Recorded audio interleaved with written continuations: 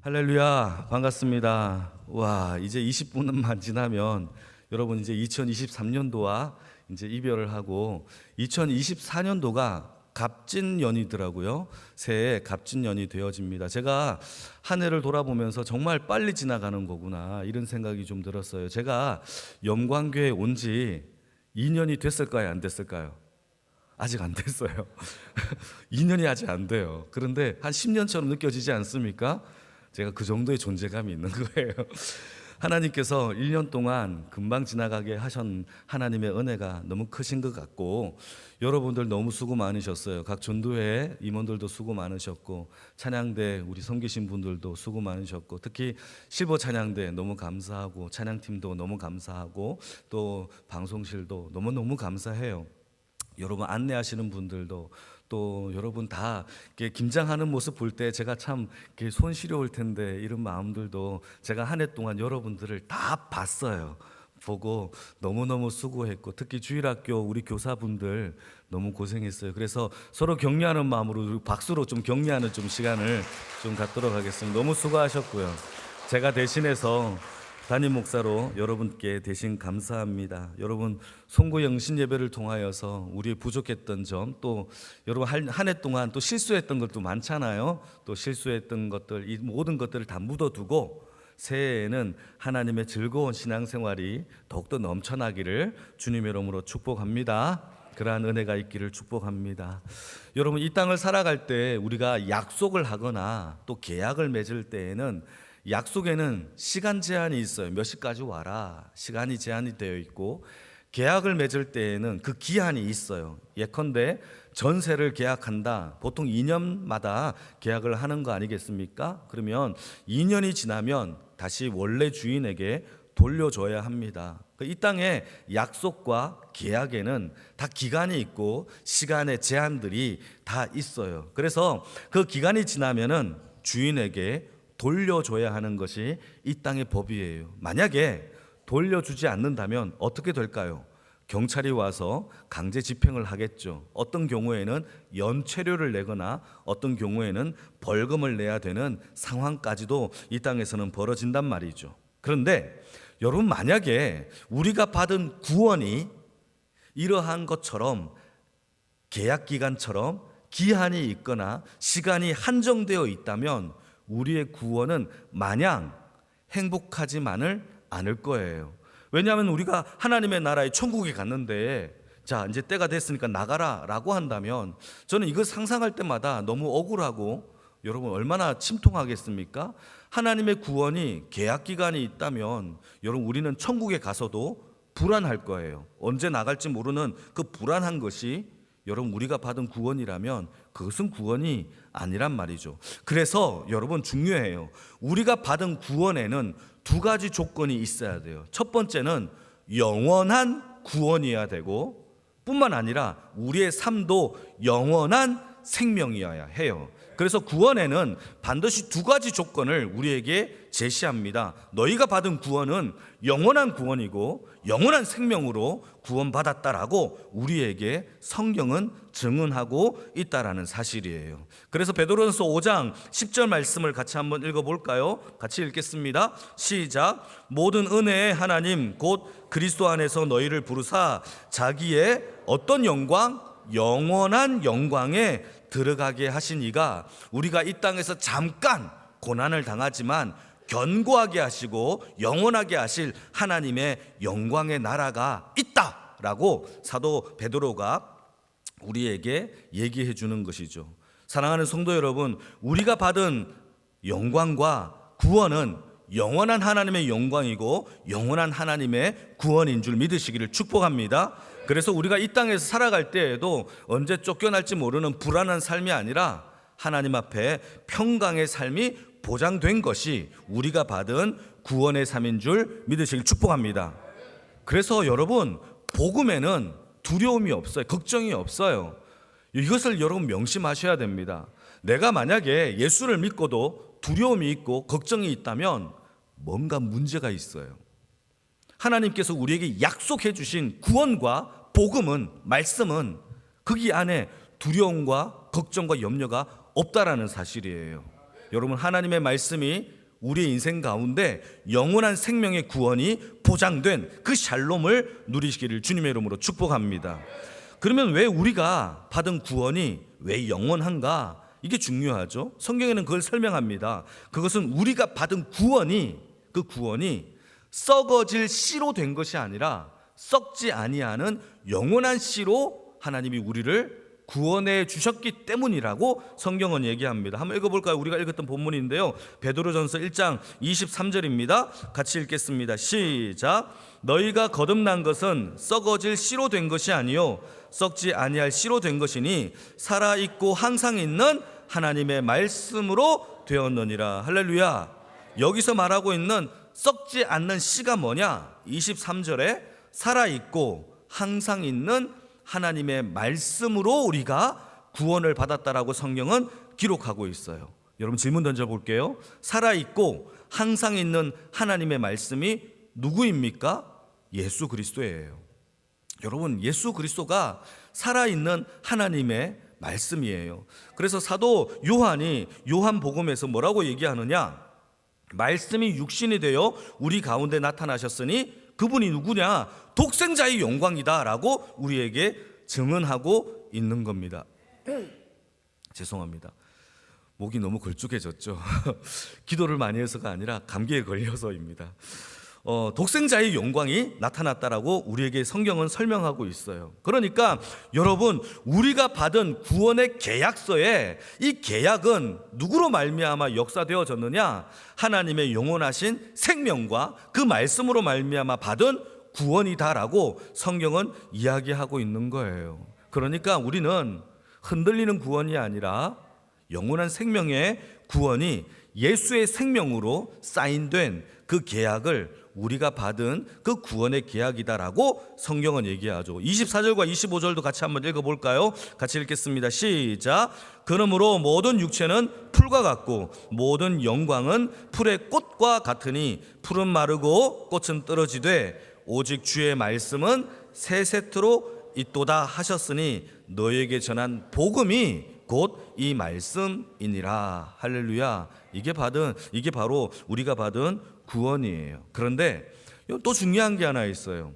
우리가 받은 구원은 영원하고 하나님의 영원한 생명으로 구원을 받았어요. 더 중요한 것은 구원받은 저와 여러분들의 삶은 어떻게 살아야 하는지도 중요해요. 여러분, 구원은 중요한 게 하나 있어요. 내가 구원받았다. 이것은 하나님이 우리에게 주신 선물이에요. 반면에 우리는요, 그 선물 받은 자의 삶이 이 땅에서 살아가는 것이 중요해요. 그러니까 우리가 하나님의 말씀 가운데 구원을 받았다라고 한다면 여러분, 이 구원은 이 땅에서 우리가 어떻게 살아야 하는지도 함께 포함되어져 있다라는 사실이죠. 여러분, 만약에 대통령이 여러분들에게 선물을 주었다라고 가정해 봅시다. 아무개 집사에게 선물을 줬어요. 그런데 그 선물을 막 땅바닥에 내팽개치고 막 발로 차고 그러면 대통령이 그걸 보고 가만히 있겠습니까? 내가 하사한 선물을 저렇게 관리를 해? 분노를 하지 않겠습니까? 그런데 이 세상을 지으시고 우리를 구원한 창조주 하나님이 우리에게 구원을 선물로 주었는데 우리가 받은 그 구원을 선물을 이 땅에서 막 살고 막 내팽개치고 마음대로 산다면 여러분, 우리 하나님을 모독하는 것과 같다라는 거예요. 그러니까 구원받았다도 중요하지만 구원받은 주의 백성의 삶이 또 중요하다는 사실을 여러분 기억하시기를 축복합니다. 그럼 어떻게 살아야 되는가? 성경에 그것을 우리에게 한 가지로 요구하고 있어요. 여러분, 이스라엘 백성들이 출애굽을 할 때에 애굽의 땅에 살면서 그들이 노예의 민족으로 살았어요. 그들의 바로의 군대로부터 압제를 받았고 또 중한 노동을 그들이 막노동을 했단 말이에요. 그래서 이스라엘 백성들이 하나님께 부르짖기 시작해요. 하나님이 그 부르짖는 소리를 들으시고 그들에게 응답을 해주시면서 구원시켜 주셨는데, 구원시켜 주신 그 백성들에게 한 가지를 요구합니다. 그 한 가지가 무엇인지 아십니까? 한번 읽어볼까요? 레위기 19장 2절 말씀이에요. 같이 한번 읽겠습니다. 시작. 너는 이스라엘 자손의 온 회중에게 말하여 이르라. 너희는 거룩하라. 이는 나 여호와 너희 하나님이 거룩함이니라. 무엇을 요구하죠? 거룩을 요구해요. 여러분, 예수를 믿는 사람이 거룩을 부담스러워한다? 뭔가 잘못된 거예요. 잘못 믿는 거예요. 거룩은요, 그리스도인들의 필수 요소예요. 거룩은 우리의 액세서리예요. 함께 지내야 되는 거예요. 거룩은 우리의 삶 자체예요. 하나님이 구원한 이스라엘 백성들에게 구원시켜 놓고 그들에게 딱 한 가지 요구한 것은 딱 하나, 너희는 거룩해라. 왜죠? 하나님이 거룩하니까. 하나님이 선하시면 우리도 선하신 것이고, 좋으신 하나님이면 우리도 좋으신 사람이 되어야 되는 것이 성경에서 우리에게 요구하고 있는 하나님의 거룩의 조건이라는 사실을 기억하시기를 축복합니다. 그게 거룩이에요. 하나님이 이스라엘 백성들에게 요구하신 것. 그런데 신기한 게 하나 있어요. 여러분, 신약 시대에도 사도 베드로가 구원받은 주의 백성들에게 딱 하나 요구하는 것이 있는데, 그것 또한 거룩이라는 사실을 우리는 기억해야 합니다. 한번 읽어볼까요? 베드로전서 1장 15절에서 16절 말씀인데요, 우리가 읽었던 본문입니다. 같이 읽겠습니다. 여러분들 읽어주세요. 시작.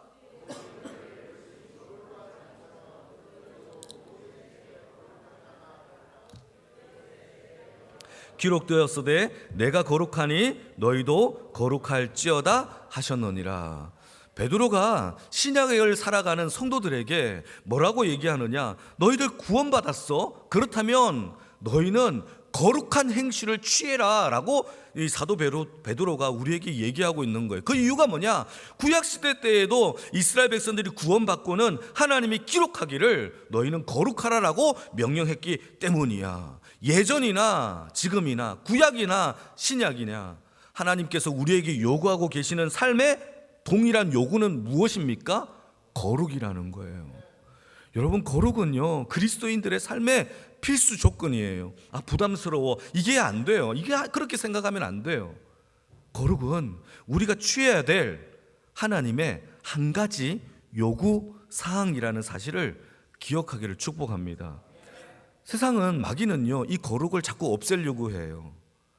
세속 가운데 살기를 원해요. 그러나 하나님은 구별된 거룩한 주의 백성이 교회를 다니는 주의 성도들의 필수 조건임을 저와 여러분들에게 강조하고 있다는 사실이죠. 2024년도에는 더 거룩해지는 주의 권속들이 되기를 주님의 이름으로 축복합니다. 그렇다면 어떻게 해야 우리가 거룩한 삶을 살 수 있느냐? 이게 오늘 설교의 핵심이에요.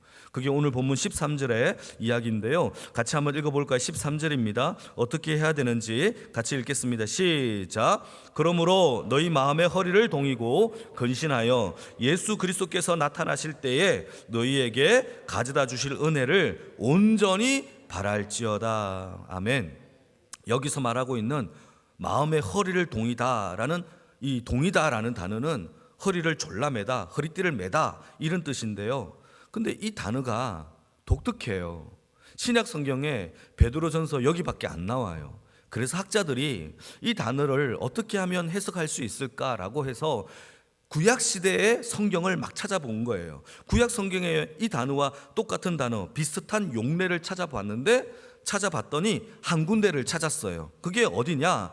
출애굽기 19장 말씀을 보시게 되면 이스라엘 백성들이 출애굽을 하여 하나님 앞에 구원을 받을 때에 하나님께서 어린 양을 잡고, 유월절에 어린 양을 잡고 그 피는 임방과 문설주에 바르고 집에 들어가서 그 고기를, 어린 양의 고기를 구워서 먹는 사건을 설명할 때 나옵니다. 한번 읽어볼까요? 출애굽기 12장 11절 말씀입니다. 같이 읽겠습니다. 시작. 너희는 그것을 이렇게 먹을지니 허리에 띠를 띠고 발에 신을 신고 손에 지팡이를 잡고 급히 먹으라. 이것이 여호와의 유월절이니라. 여러분, 여기서 뭘 말합니까? 이스라엘 백성들이 구원을 받을 때에 하나님께서 어린 양을 잡고 그 피는 임방과 문설주에 바르고 들어가서 누워 자라 라고 한 게 아니에요. 구원받은 주의 백성들은 집에 들어가서 누워 자라, 그런 삶이 아니라는 거예요. 뭐를 합니까? 허리에 띠를 띠고 신발을 신고 지팡이를 짚고 구운 고기를 급히 먹는 것이 구원받은 삶의 자세예요. 하나님께서 신호를 가라 라고 신호를 주시면 언제든지 떠날 수 있는 자세가 구원받은 삶의 자세예요. 그게 거룩이에요. 거룩은 언제든지 준비된 자세에서 떠나라 라고 하면 떠날 수 있는 자세를 취하는 것이 구원이고, 그게 곧 거룩이에요. 여러분, 거룩은요, 나편한 세상 아니에요. 게으른 자의 삶이 아니에요. 구원은요, 하나님께서 우리에게 요구하고 계시는 것은 불편한 삶이에요. 항상 깨어있는 자의 삶이에요. 그러니까 우리가 받은 구원은 공짜이긴 하지만 구원받은 자의 삶은요, 침대를 나뒹구는 삶이 아니라 마음의 허리를 동이고 언제든지 세상을 떠날 수 있는, 세속적인 것을 떠날 수 있는, 버릴 수 있는 그런 자세로 살아가는 것이 구원이고, 그것을 가리켜 거룩이라고 성경은 부르고 있다라는 사실입니다. 사랑하는 성도 여러분, 거룩한 주의 백성이 되기를 축복합니다. 거룩은 막 신선처럼 걸어 다니는 게 아니에요. 말을 할 때 할렐루야 여러분 이렇게 하는 게 거룩이 아니에요. 거룩이라는 것은 우리의 삶의 자세를 세상을 등지고 주를 향하여 떠나라 라고 할 때에 언제든지 떠날 수 있는 불편한 자세, 게으르지 않는 부지런한 자세, 이것이 바로 하나님이 허리를 동이는 하나님의 거룩한 자의 삶이라는 사실을 믿으시기를 축복합니다. 자, 그렇다면 어디로 떠나야 되는데요?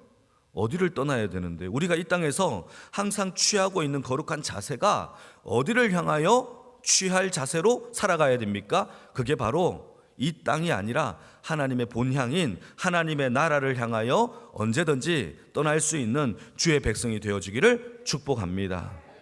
죽음도 어떤 상황도 두렵지 않는 거죠. 왜냐하면 우리의 본향을 향하여 살아가는 자의 삶이죠. 잠시 잠깐 이 땅에서 우리가 가지고 있는 직업을 가지고 하나님께 영광을 올려드리며 그것으로 주시는 하나님의 먹고 마시는 것을 통하여 가정을 이루되 하나님이 떠나라 하시면 언제든지 떠날 수 있는 하나님의 거룩한 자세, 그게 바로 우리가 받은 구원받은 주의 백성의 삶인 줄 성경은 우리에게 이야기하고 있어요. 여러분, 베드로가 이 편지를 썼을 때 그 당시에 수많은 사람들이 예수를 믿다가 중간에 포기했어요. 왜냐하면 로마의 압제가 너무 극심했거든요. 예수를 믿는다고 그냥 잡아서 죽였어요.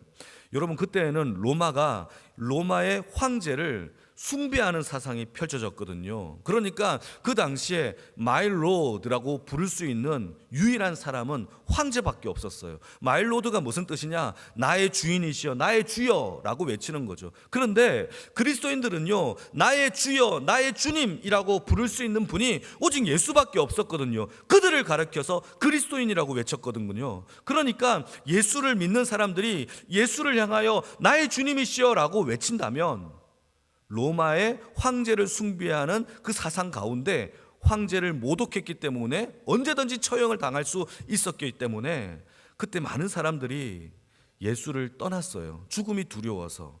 여러분, 그때 그 당시에는 그 많은 사람들이 예수를 믿는다라는 그 이유 하나만으로 히브리서를 보게 되면은 콜로세움에서 사자의 밥이 되기도 했었고, 뿐만 아니라 어떤 사람은 감옥에, 어떤 사람은 살아있는 산채로 톱으로 켜 죽임을 당한 자도 있었고, 여러분 평생 동굴 속에 살다가 죽었던 사람들도 있었다라는 거예요. 그게 바로 그들이 지켜낸 거룩의 삶이었다라는 거죠. 거룩은요, 여러분 딴 게 아니에요. 이 땅 가운데 하나님과 구별된, 세상과 구별된 하나님의 말씀 가운데 내 목숨보다 하나님을 더 사랑하는 이 불편한 자세가, 구별된 그 자세가 바로 거룩한 주의 백성의 삶인 줄 믿으시기를 축복합니다. 여러분, 2024년도에는 우리 영광교회 모든 식구들이 그런 거룩한 주의 백성들의 삶이 회복되기를 주님의 이름으로 축복합니다.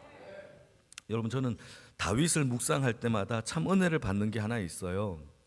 다윗이 그가 왕이 되었을 때에 통치를 하고 있었는데 그의 아들 압살롬이 자기가 왕이 되고 싶어서 반역을 일으키는 사건이 벌어져요. 여러분, 아들이 반역을 했으니 얼마나 억장이 무너지겠습니까?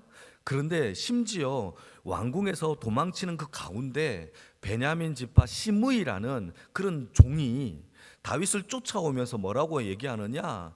예, 저주하면서 쫓아오기 시작해요. 그때 다윗의 오른팔인 아비새라는 장군이 그 시므이를 향하여서 이렇게 얘기를 합니다. 제가 한번 읽어볼게요. 저 죽은 개 같은 자를 지금 당장 가서 머리를 베게 하여 주세요라고 다윗에게 요구해요. 그러자 다윗이 뭐라고 얘기하느냐? 이렇게 얘기합니다. 그 저주 또한, 시므이가 하는 그 저주 또한 하나님이 허락하신 것이다. 놔둬라. 저는 이 말씀이 너무너무 은혜가 돼요. 여러분, 저는 이게 순교라고 생각해요. 그 사람에 대하여 복수하지 않는 것, 그 사람에 대하여 내가 힘을 부릴 수 있지만 힘 부리지 않는 것, 그게 순교지 않겠습니까? 내 주장을 할 수 있지만 내 주장하지 않는 것, 욕할 수 있지만 욕하지 않는 것, 그게 바로 순교지 않겠습니까? 여러분, 우리는 하나님의 말씀 가운데 믿는다라고 하지만 내 주장, 내 뜻, 내 삶을 자꾸 드러낼 때가 너무너무 많아요. 그러나 마음을 허리를 동인다라는 그 뜻은 그때 그 당시에 목숨을 각오하고 하나님께 순종한다라는 뜻이에요.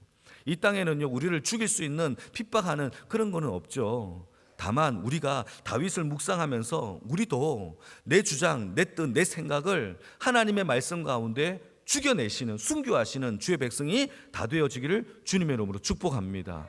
그래서 새해에는요, 내가 반응하는 것이 아니라 내 안에 있는 하나님의 말씀이 반응하는 허리를 동인 주의 백성의 삶이 다 되어지기를 축복합니다. 그게 첫 번째 거룩의 삶의 모습이에요. 내가 반응하지 아니하고 내 안에 계신 하나님의 말씀이 반응하는 그런 인생이 되어지는 것, 그게 바로 거룩한 자의 첫 번째 과제인 것이죠. 두 번째는 무엇이냐? 우리가 두 번째로 묵상해 보아야 할 것은 새해에는 여러분, 우리가 외모보다 우리의 마음을 더 가꾸시는 주의 백성이 되기를 축복합니다. 요 17절을 같이 한번 읽어볼까요? 17절입니다. 시작. 외모로 보시지 않고 각 사람의 행위대로 심판하시는 이를 너희가 아버지라 부른즉 너희가 나그네로 있을 때 두려움으로 지내라. 여러분, 우리는 너무 외모에 관심이 너무너무 많아요. 제가 영광교회에 와서 많이 느낀 건데, 이거는 외모에 관심이 많다라고 하는 것은 예쁘냐 안 예쁘냐를 얘기하는 것이 아니라 우리가 너무 다른 사람들의 시선에 너무 관심이 너무 많다라는 것이에요. 여러분, 그렇지 않습니까? 외모에 관심이 많은 사람들의 공통적인 특징들이 있어요. 어떤 특징들이 있느냐 하면 시기와 질투가 너무 많아요.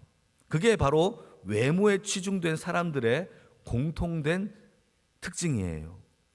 누군가를 더 많이 사랑받고 누군가를 더 많이 인정을 하면, 아, 저 사람이 인정받는구나, 저 사람이 사랑받는구나 라고 하고 그렇구나 하고 넘어가면 되는데, 제가 왜 나보다 더 사랑을 받지? 제가 뭐 잘났지? 라고 자꾸 그렇게 생각한단 말이에요.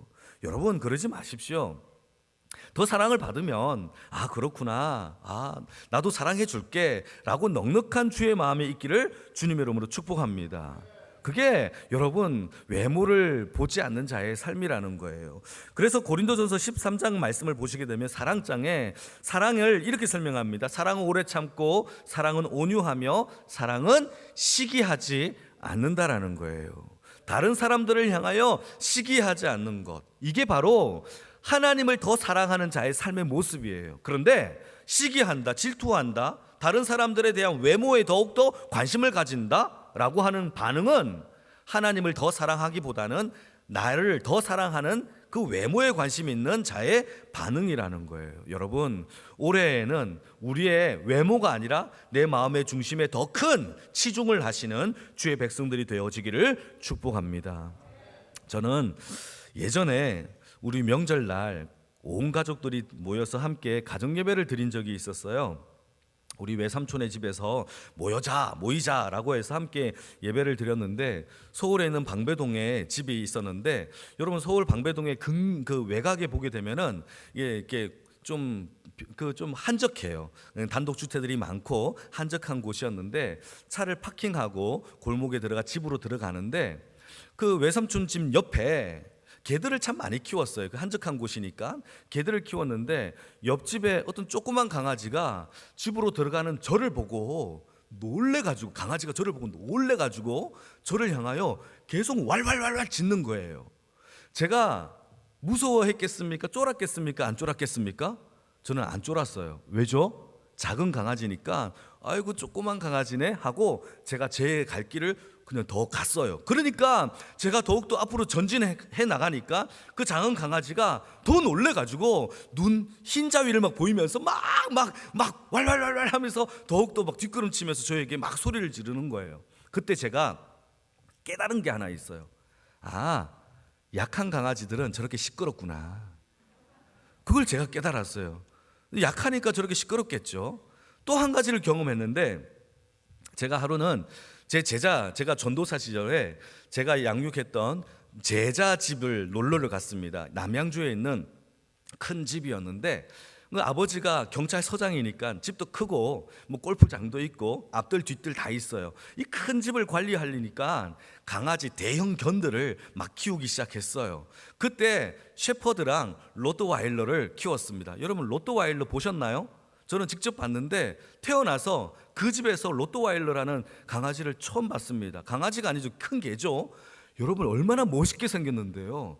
마치 군인처럼 생겼어요. 로트와일러는 굉장히 멋있어요. 그래서 제가 그 강아지에게 한눈에 반했어요. 와, 저 강아지는, 저 개는 어떤 개냐라고 물어보니까 독일산 명품 로트와일러래요, 제자가. 그래서 저 강아지에게 제가 밥을 주고 싶어서 바가지에 사료를 퍼서 밥을 줘도 되냐고 하니까 밥을 줘도 된대요. 그래서 제가 한 걸음 한 걸음 다가갔는데 저를 보고는 가만히 있는 거예요.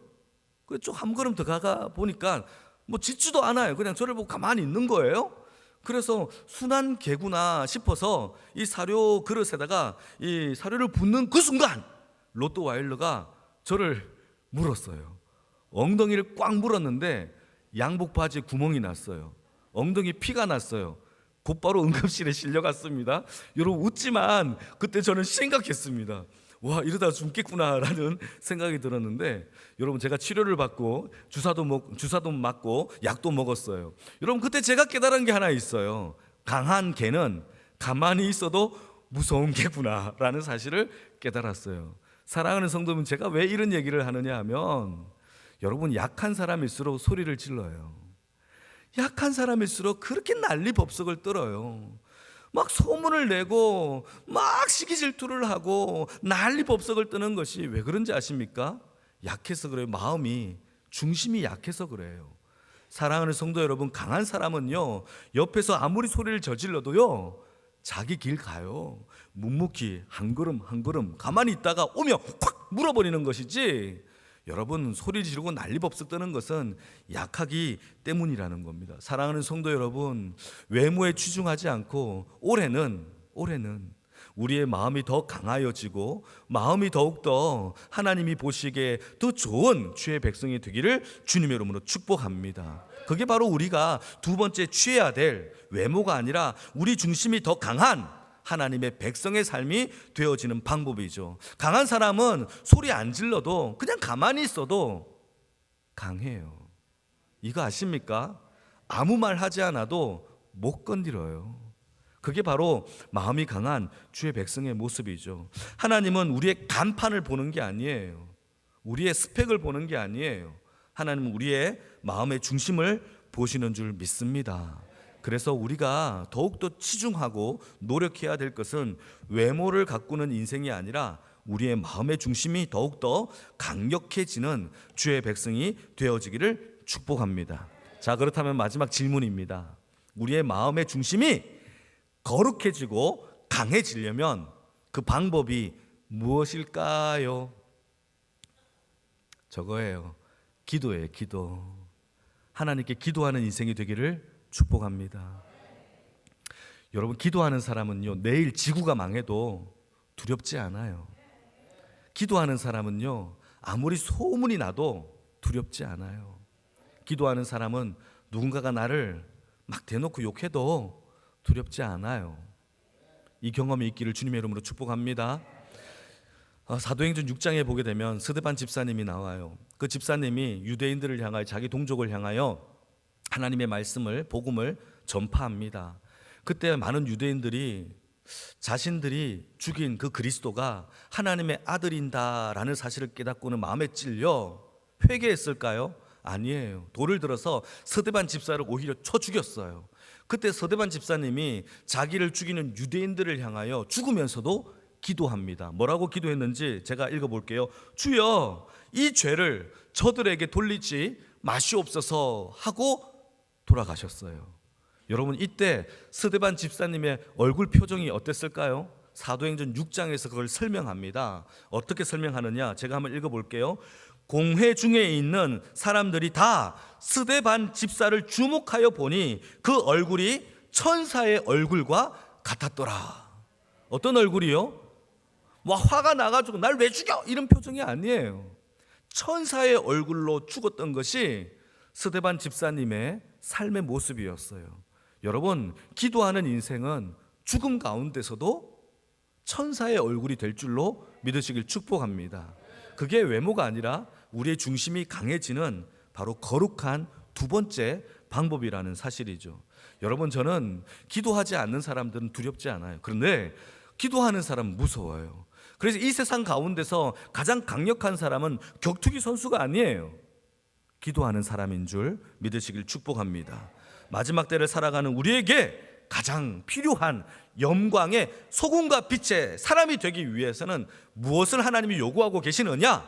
그것은 바로 거룩함이고, 이 거룩함을 유지하기 위해서는 여러분, 우리의 마음의 허리를 동이고 외모보다는 우리의 중심이 더 거룩하기 위하여 기도하는 2024년도 갑진년에 하나님의 기도의 백성들이 다 되어지기를 주님의 이름으로 축복합니다. 아멘. 같이 한번 기도하시겠습니다.